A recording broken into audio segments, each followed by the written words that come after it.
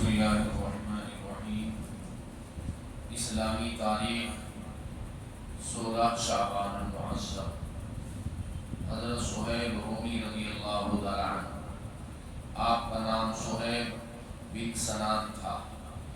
آپ اصلاً عرب ہیں، لیکن بچپن ہی میں رومی فوج نے ان کے گاؤں پر حملہ کر کے لوٹ لیا تھا اور بچوں کو اٹھا لے گئے۔ ان میں ایک یہ بھی تھے۔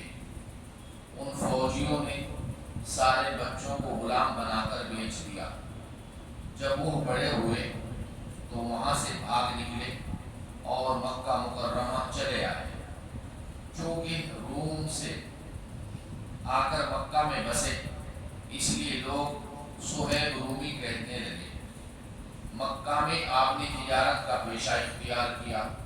اللہ تعالیٰ نے ان کے مال میں بڑی برکت دی اور وہ کافی مالدار ہو گئے۔ ایک مرتبہ حضرت سہیل رومی رضی اللہ تعالیٰ عنہ تجارتی سفر سے واپس ہوئے تو حضور اکرم صلی اللہ علیہ وسلم کی ایمانی دعوت کے شروع ہونے کی خبر سنی۔ حالات کی تحقیق کی۔ آپ صلی اللہ علیہ وسلم سے ملنے دار ارقم پہنچے تو اسی وقت حضرت عمار بن یاسر رضی اللہ تعالیٰ عنہ بھی پہنچے۔ دونوں نے ایک ساتھ اسلام قبول کیا۔ ہجرت کے دوران جب کفار نے روکنا چاہا تو اپنے مال و دولت کا بتا کر ان کو واپس کیا، یعنی میرا مال فلاں جگہ رکھا ہے، اس کو اٹھا لو اور ہم کو چھوڑ دو، اور پھر ہجرت فرمائی۔ اللہ تعالیٰ نے ان کے اس عمل کی تعریف کرتے ہوئے فرمایا، لوگوں میں بعض ایسے ہیں کہ اللہ کی رضامندی حاصل کرنے کے لیے اپنی جان بھی فروخت کر دیتے ہیں۔ ان کا انتقال 73 سال کی عمر میں 38 ہجری میں مدینہ منورہ میں ہوا اور وہیں دفن ہوئے۔ حضور اکرم صلی اللہ علیہ وسلم کا معجزہ، کھجوروں میں برکت۔ حضرت ابو ہریرہ رضی اللہ تعالیٰ عنہ چند کھجوریں لے کر رسول اللہ صلی اللہ علیہ وسلم کی خدمت میں حاضر ہوئے اور عرض کیا، اے اللہ کے رسول، ان کھجوروں میں برکت کی دعا کر دیجیے۔ رسول اللہ صلی اللہ علیہ وسلم نے ان کھجوروں کو لیا اور برکت کی دعا فرمائی اور فرمایا، اس کو اپنی تھیلی میں ڈال دو، جب کھانا چاہو تو ہاتھ ڈال کر لے لینا، لیکن تھیلی کو کبھی خالی مت کرنا۔ حضرت ابو ہریرہ رضی اللہ تعالیٰ عنہ فرماتے ہیں کہ میں ایک مدت تک اس میں سے اللہ کے راستے میں خرچ کرتا رہا، خود بھی کھاتا رہا اور گھر والوں اور مہمانوں کو بھی خوب کھلاتا رہا۔ وہ تھیلی میری کمر سے کبھی الگ نہیں ہوئی، لیکن جس دن حضرت عثمان غنی رضی اللہ تعالیٰ عنہ کا قتل ہوا، اس دن وہ تھیلی مجھ سے کھوئی گئی۔ ایک فرض کے بارے میں، نیکیوں کا حکم دینا اور برائیوں سے روکنا۔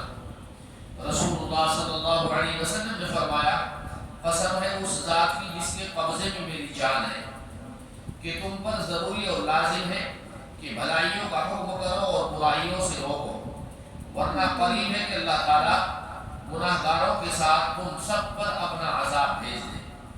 اس وقت تم اللہ تعالیٰ سے دعا مانگو گے تو قبول نہ ہوگی۔ نیکیوں کا حکم دینا اور برائیوں سے روکنا امت کے ہر فرد پر اپنی حیثیت اور طاقت کے مطابق لازم اور ضروری ہے۔ ایک سنت کے بارے میں، وضو کے بعد کی دعا۔ رسول اللہ صلی اللہ علیہ وسلم نے فرمایا، جس نے اچھی طرح وضو کیا پھر اس دعا کو پڑھا، اس کے لیے جنت کے 8 دروازے کھول دیے جاتے ہیں، جس دروازے سے چاہے داخل ہو جائے۔ دعا: اشہد ان لا الہ الا اللہ وحدہ لا شریک لہ واشہد ان محمدا عبدہ ورسولہ اللہم اجعلنی من التوابین واجعلنی من المتطہرین۔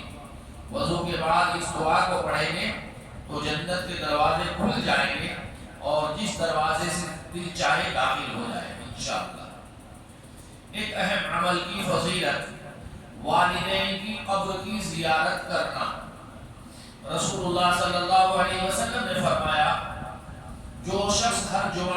والدین کی یا ان میں سے کسی ایک کی، یعنی ماں کا انتقال ہو گیا تو ماں کی، باپ کا انتقال ہو گیا تو باپ کی، قبر کی زیارت کرتا ہے تو اس کی مغفرت کر دی جاتی ہے اور اسے والدین کا فرما بردار لکھ دیا جاتا ہے۔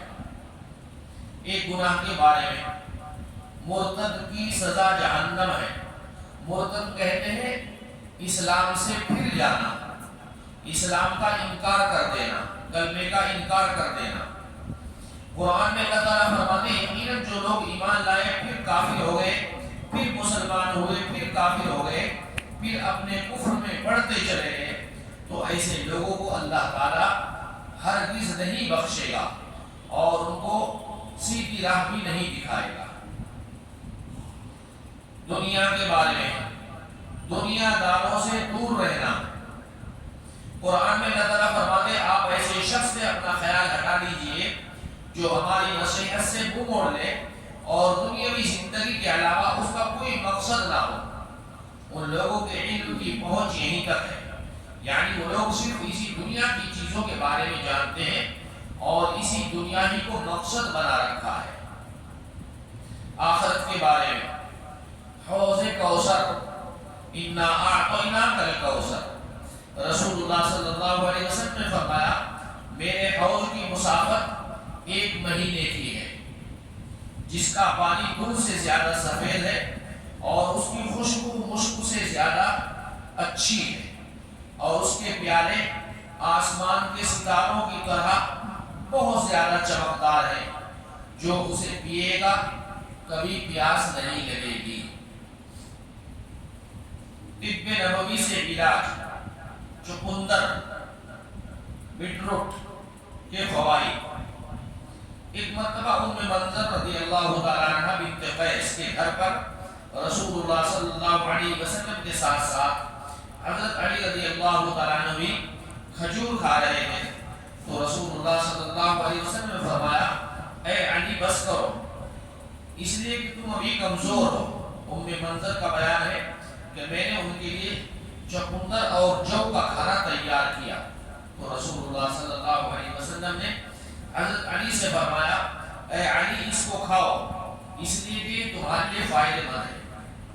چقندر اور جو قوت بخشتا ہے اور کمزوری کو دور کرتا ہے۔ اللہ تعالیٰ ہم کو کھانے کی توفیق عطا فرمائے۔ سبحان اللہ بحمدہ، سبحانک اللہم وبحمدک، ونشہد ان لا الہ الا انت نستغفرک۔